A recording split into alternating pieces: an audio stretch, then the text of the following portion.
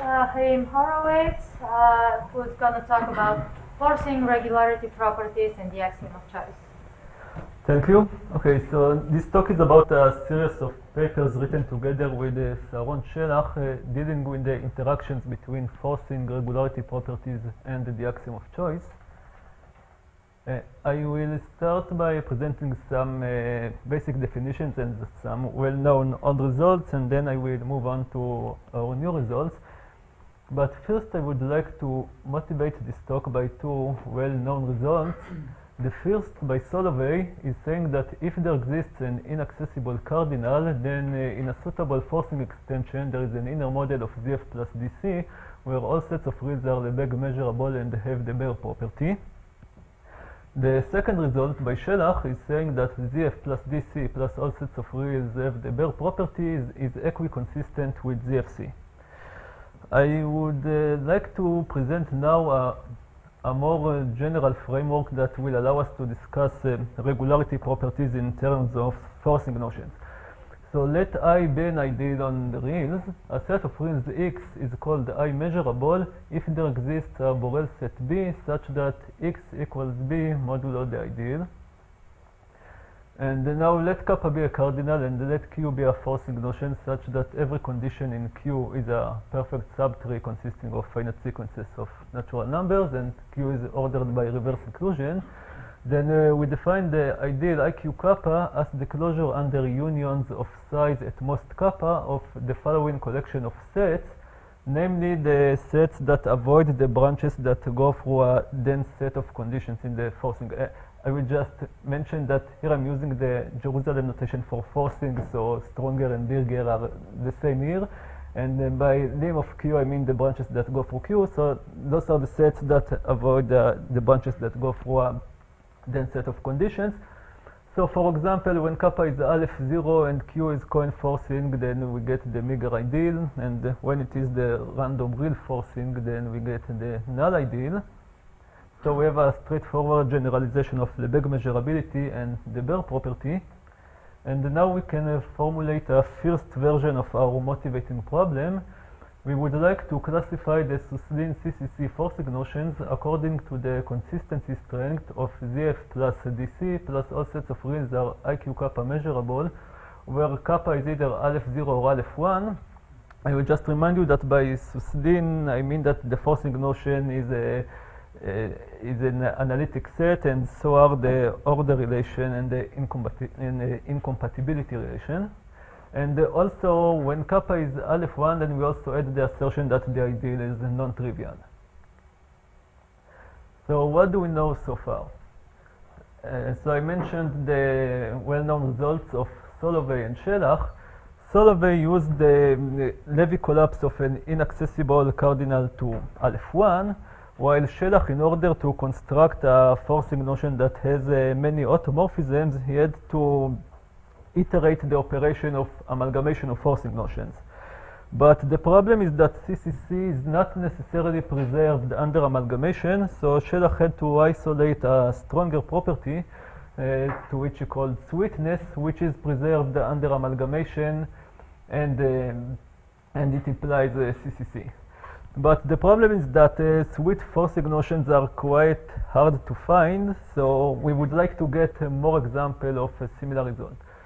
So our first question is, can we get similar results for non-sweet forcing notions without using an inaccessible cardinal? Kellner and Shelach gave a positive answer for an ideal of the form IQ aleph 1, where Q in their proof is proper and non-CCC. So the next natural question is, can we prove a similar result for CCC forcing notions? And here comes our first result. We show that indeed it is possible.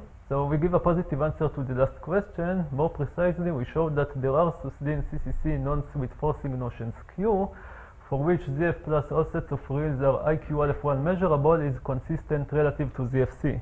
And we call this case saccharinity, as witness is already taken. So I will now give a brief description of our forcing notions. I will not be, the complete definition is quite long, so I will not be able to give all of the details, but I will try to sketch some of the main features of the forcing. So the forcing notions Q are creature type forcing notions, such as the forcing notions that were studied by Rosdanovsky and Shelach and many others. Each forcing notion Q has the form QIN, where I is either 1 or 2. I will explain it in a minute. And N is a parameter consisting of a tree Tn with a very rapid growth of splitting along branches. Each node eta in Tn has an associated norm on the set of successors of eta in the T, satisfying a property to which we call the co-bigness property, which roughly says that an intersection of a small number of large sets is still quite large with respect to that norm. This is somewhat similar to the more well-known bigness property that often appears in the context of creature forcing. And as I said, there are more technical details that I will omit. And now a condition P is in Q1n if it is a perfect subtree of Tn, such that the norm along infinite branches goes to infinity. And a condition P is in Q2n if it is a perfect subtree of Tn, such that for some n which is not too large, at most the length of the trunk of P plus 1, the norm of the successors of eta is bounded from below by 1 plus 1 divided by n for every eta, for every eta in P which is above the trunk. I should have mentioned it. And now I will mention some of the basic properties of our forcing notions. Each QIN adds a generic real eta, which is the union of trunks of conditions that belong to the generic set. Each QIN is Susdin CCC. It adds a coin real. Coin reals make the set of all reals null with respect to the ideal that we care about. And yet there is an interesting difference between Q1 and Q2. It will not be relevant to our first theorem, but it will be relevant for the last part of the talk, that Q1n adds a Hechler real, while Q2n doesn't add the dominating reals at all. So I will now describe some of the ideas behind the proof.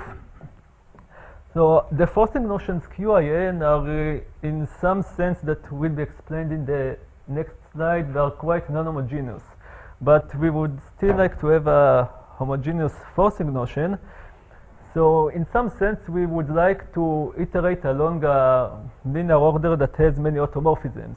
So automorphisms of the linear order will induce automorphisms of the iteration. So we fix highly homogeneous linear order L. For every finite subset J of n, we define the iteration Pj of Qin along J. There's no problem to do it. And now we recall a useful fact about finite support iterations of Suslin forcing notions, that whenever J is a subset of I, then Pj is a complete subforcing of Pi. So we can define the forcing notion P as the union of Pj for every finite subset J of L. And now we force with Pn, we move to a model where every set of reals is definable from a finite sequence of generic reals. And we would like to use a kind of a Solovay type argument. So we would like to show that a significant part of the reals is already null. And we do it in the following way. For every t in L, let eta t be the generic aided at stage t. Then if J is a proper initial segment of L, then the set of generic reals that correspond to J is in the ideal. This follows from the fact that we added coin reals. And we also show that the set of reals which are not of the form eta t is also in the ideal. And this follows from a main technical lemma in our paper that says that if let P be an iteration of length n smaller than omega of Qin, then it is forced that if eta is not of the form eta k, where eta k is the generic given at stage k specifically by the union of trunks of conditions that belong to the generic set, then eta is not Qin generic. So in some sense we have we don't have many generic reals. Now, our model doesn't satisfy AC omega, so the next natural question is, can we improve our result and get more choice? And indeed, we showed that this is our next theorem. Suppose there is a measurable cardinal, then there is a model of ZF plus DC omega 1 where all sets of reals are IQ2n aleph 1 measurable.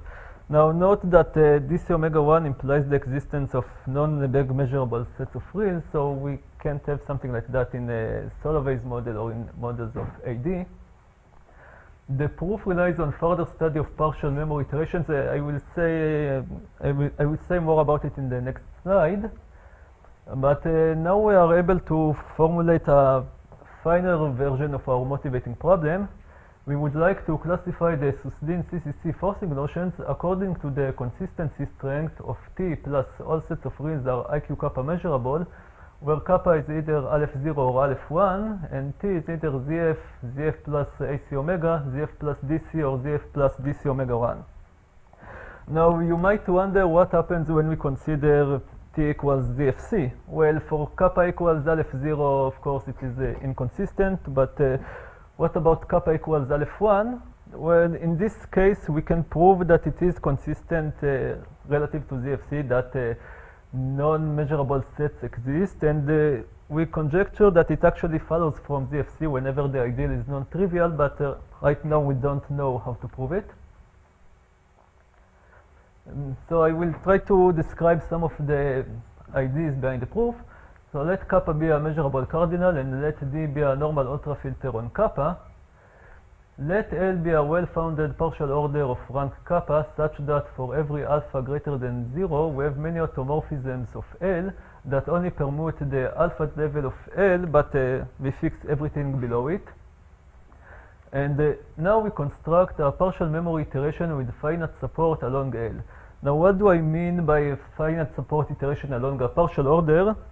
Our partial order is well-founded, so we have the notion of rank. So we can define something that looks like an iteration by induction on the rank in a quite similar way to what we do in the linear case. And what do I mean by partial memory? Well, for every T in L, there is a set UT, which is a subset of the nodes of L below T. And whenever we force at the T level, then we add a generic only relative to the extension given by the generic reals that correspond to that subset UT. So it is not generic above everything up to the T level, but only up to some subuniverse. And each QT in our iteration is either a definition of Q2N or a co-enforcing. And now, similarly to the previous theorem, we would like to show that a significant part of the reals is null. And we do it in the following way. I already mentioned that coin reals make the set of all reals null. So we define the memory in such a way that if A is a subset of kappa that doesn't belong to the ultrafilter, then the set of generic reals whose rank belongs to A is in the ideal. So we have to be careful with the definition of the memory. And we again prove that the set of reals which are not of the form eta T is in the ideal. And now I will remind you the theorem that I mentioned earlier. Well, there we proved that for an iteration of finite length, the only generic reals that are aided are those given explicitly by the union of trunks. But now we need a much stronger statement, so we need to prove this theorem for iterations of arbitrary length with partial memory. Now, how do we construct, how do we show in the end that every set of reals is measurable? Well, suppose that we are given a set of reals, then we can compute the truth value. For every generic real, we can compute the truth value of whether or not it belongs to that set of reals by some Borel function. And using the homogeneity, the automorphisms of L, we may assume that the Borel function only depends on the rank of the generic real. And then using the kappa completeness of the ultrafilter, there is a large set of of ranks for which the Borel set, the Borel function is fixed. So we can define our Borel set only relative to those generic reals. And now I will say just a few words about work that is still in progress. It seems that we can prove a similar result for the generalized Baire space lambda to the lambda, and here we will replace the closure of the ideal under unions of at most αf0 or α1 sets by lambda and by unions of at most lambda or lambda plus sets, and we will replace Q2n with a suitable higher analog, and it seems that we can prove a similar result. And in some sense it is the best possible, because it also seems that we can prove the existence of non-measurable sets of lambda reals with respect to the lambda version of the ideal without using much choice. But it is still in progress, so I will not say more about it. And now we might also wonder about the lower bounds for the consistency strength of such results. So we have some evidence suggesting that large cardinals might be necessary for the previous result. And our theorem is, let Q be a Suslin CCC forcing notion aiding a Hechler real, then ZF plus DC omega 1 plus all sets of reals are IQ F0 measurable, imply the existence of an inner model with a measurable cardinal. The proof consists of two main claims. The first is there is an inner model with a measurable cardinal when the following conditions hold. Q is a Suslin CCC forcing notion. ZF, the second condition is ZF plus DC omega 1 plus all sets of reals are IQ F0 measurable.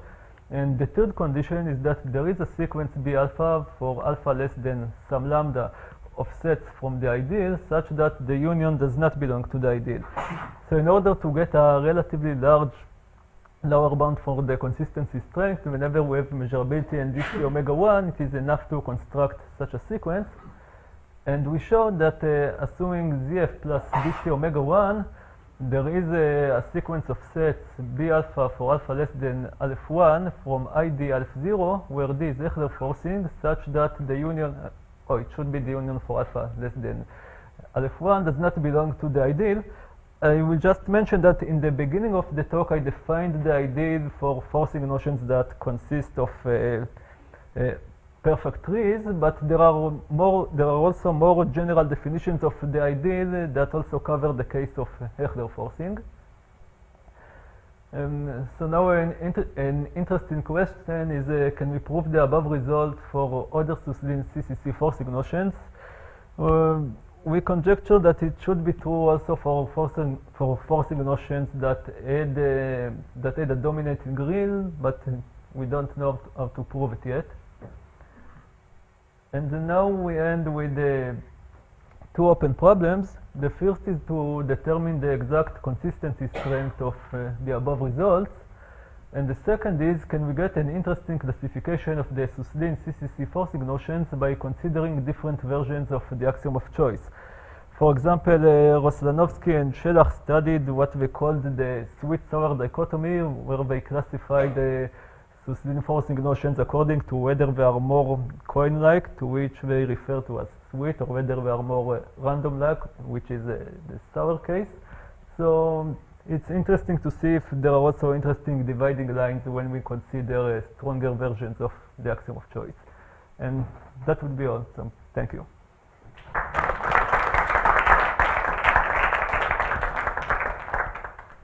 Is there any questions? Okay, well, let's thank our speaker again.